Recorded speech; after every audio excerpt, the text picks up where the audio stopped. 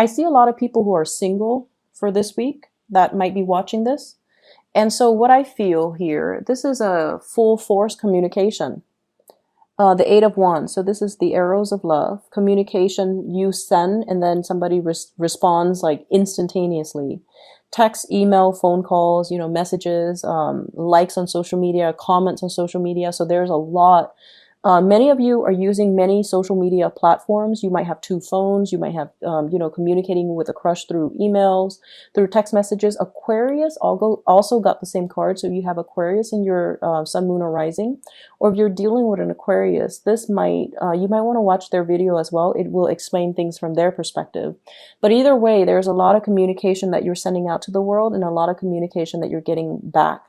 And so whatever was stalled during Virgo season because people were analyzing or overanalyzing the communication, I feel like there is feedback. There's like so many invitations as well as opportunities for travel, for movement, somebody wanting to make travel plans to see you. You are trying to make plans to go see them. But either way, I see your social life and your love life really blossoming. And you might even need to fend off a few people, mainly because there's way too much like unwanted attention. The person that you're dealing with, and in particular, I see air energy, Aquarius, Gemini, and Libra. We have here the Five of Swords. And I'm not getting conflict or anything like that, but I feel like this is somebody that is, they're trying to turn their back on their past. They're trying to move on with their lives. They're trying to like get a clean start.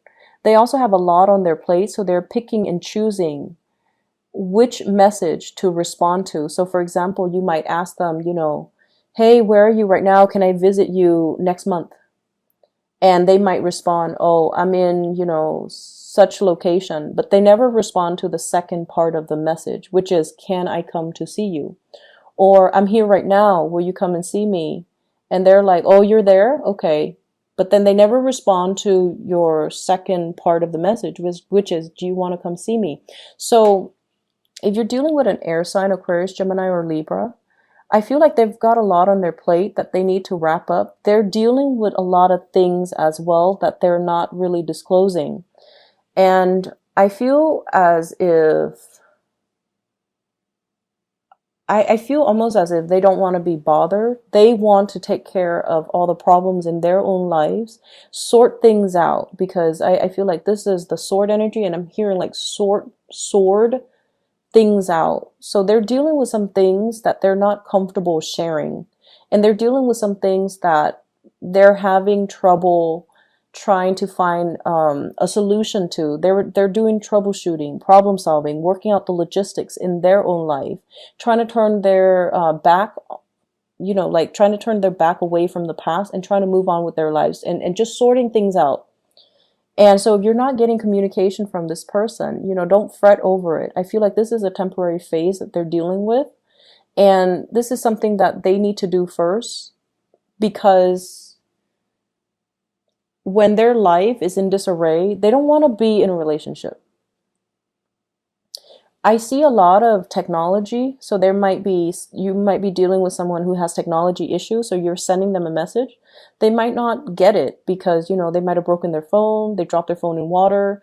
They are also MIA on the social media front. So you're like, hey, I wonder what's going on with them.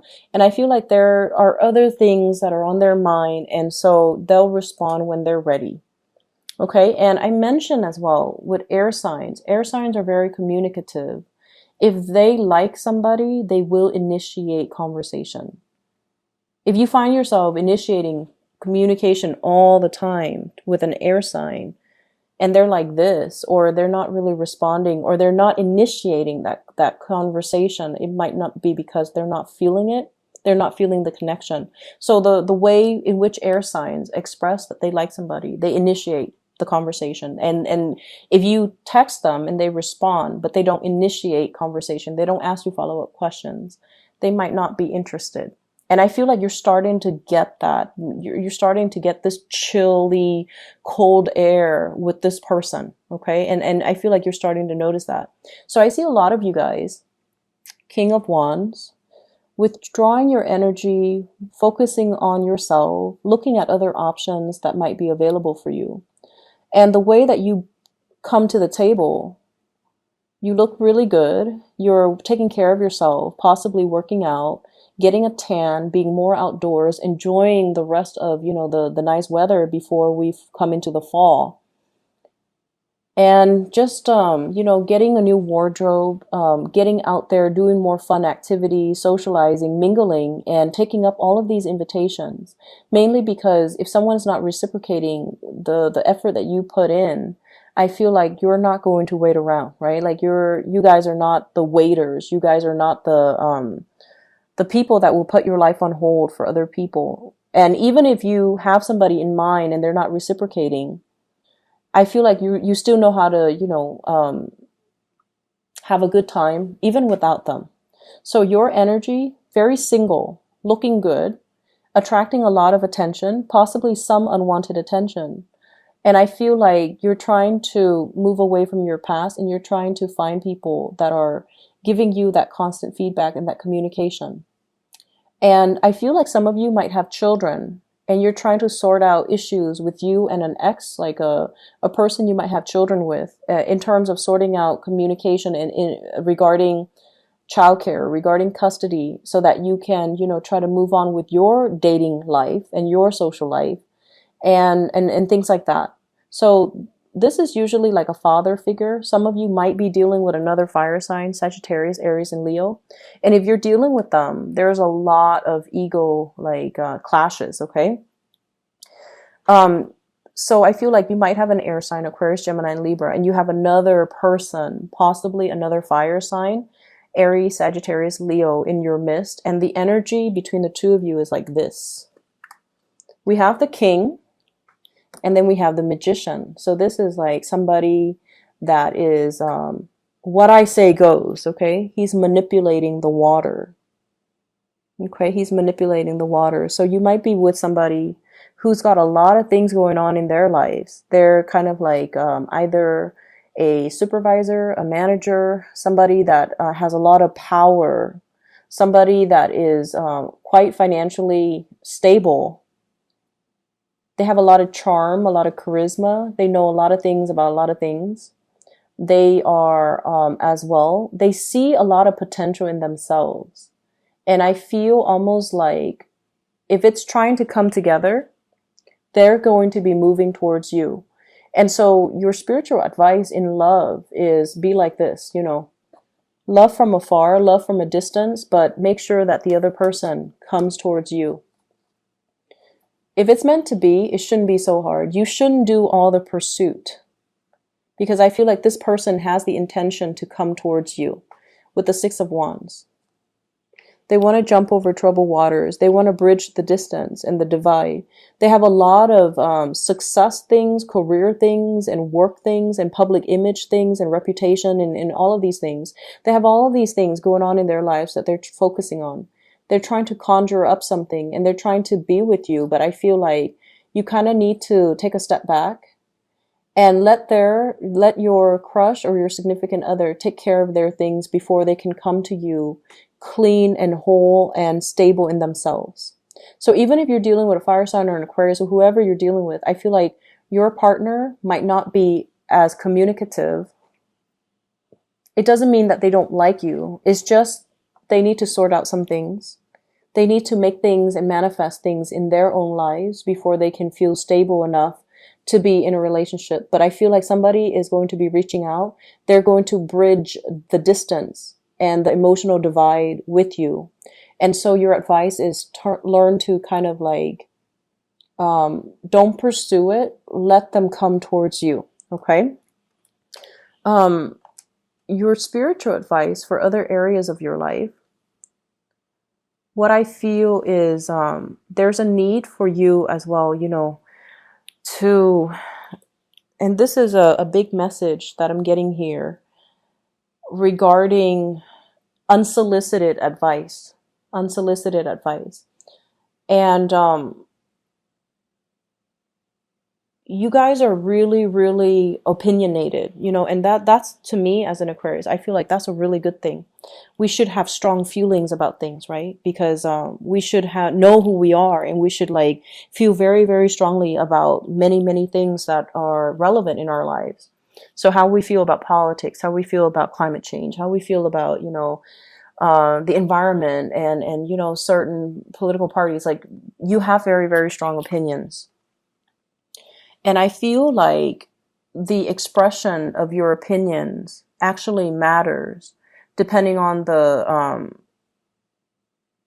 depending on the context. But I also feel like knowing your audience, knowing your audience and figuring out like, okay, is it appropriate for me to talk about this topic with this audience?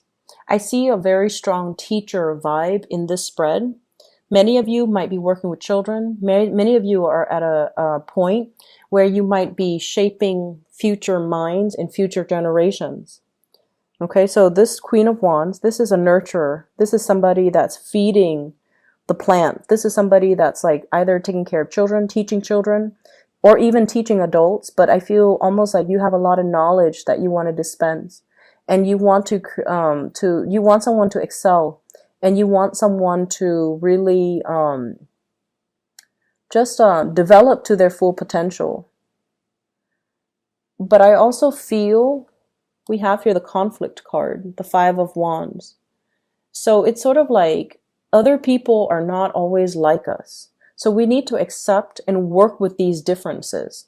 We need to learn to kind of like hold back and figuring out, okay, I'm giving them advice, but is this appropriate for this person because they come from a different era? So I feel like, age difference, worldview differences, cultural differences. And I feel like whatever you're telling them might not be appropriate for them. So they kind of need to go through the process and take care of things on their own. I see an element as well of some of you devoting a lot of time and energy towards somebody. And then I feel like they're not as, they're kind of like ungrateful, and they kind of turn on you. Like for example, if you tell them you should do it like this, and then they encounter some blockages, they turn around, they're like, but you told me to do this. So I see that energy for those of you who are managing people, where there's the energy can be like antagonistic, and that is why I would say try to hold back your advice, and just make sure that you give advice when they're asking for it, rather than trying to guide them every step of the way. So loving detachment and not giving something too much attention and too much intensity. Especially if you're dealing with younger people, you want to kind of like loosen the reins so that they can go out and figure things out on their own, rather than playing the mother hen and telling them every step of the way what they should do or doing things for them. For those with children, loving detachment, I feel it's going to work well for you for this week so that they don't feel smothered. Okay. In relationships as well, let them pursue you rather than doing all the pursuit, rather than doing all the work. You need to learn to hold back and kind of allow the other person to reciprocate. Okay. Otherwise they can feel very smothered, and they can feel almost like I can kick up my feet and not do the work. And so there is a softening of the energy that's coming in here. This is conflict, and this is resolution, collaboration, cooperation. People who are very different coming together with their ideas. So I feel like in the work environment, all of you have the same purpose, have the same goals. You might have started off on a rocky footing, and you might have had a really rocky start to solidify something. But now everyone is on board, contributing, doing their fair share of the bargain, and doing their fair share of the work to make sure that the project comes to a culmination or comes to fruition. So there's this energy here of things, balancing out naturally. You have to allow the universe to kind of, and you have to also allow other people to step up. So if you're doing all the nurturing, if you're doing all the work, if you're like, obsessively just doing that, it doesn't allow the other person to take incentive or take initiative. It doesn't allow the other person to take initiative to do the work. So leave room for the other person to step up so that they can, shine, and that they can show that they are taking initiative. And so what's happening for this week as well is working from a place of wisdom. Okay. This is like loving detachment, knowing when to step back and knowing when to step forward. looking at a situation in terms of long-term goal projection, like having a bird's eye view and looking at the whole picture. And I feel for many of you, the message is if you're doing everything for another person, they can grow physically, but they're not really growing mentally. However, if you detach and give them a little bit more free range, they're going to encounter situations that will really test them. And then it will allow them to, creatively solve their own problems. It will allow them to, learn to face their fears or to confront situations so that they naturally learn on their own. Okay. Whenever I see the image of the tree, I usually think about like, how trees, right? They're smothered by the wind and the natural elements and even like very, adverse weather conditions, but that's how they grow strong. So it's almost like opposition is not always bad. It allows other people to grow. It allows us to defend our beliefs, but at the same time hear other people's point of view so that we can have an alternative like discourse as to maybe my point of view has not always been correct, or maybe I'm looking at this situation from a different perspective. So there is definitely a paradigm shift happening here, and there's definitely more cooperation coming through in your overall environment.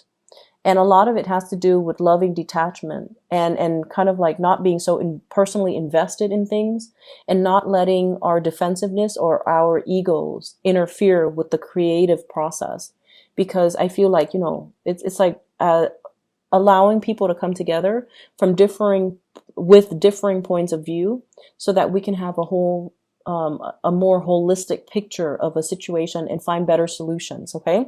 So it's a very solutions oriented type of a week. And I feel like you should sit back and let the information filter through before you react. Okay. I hope the reading is helpful for you guys, Aries. Take care of yourself. Okay. And I'll be back next week. Bye bye.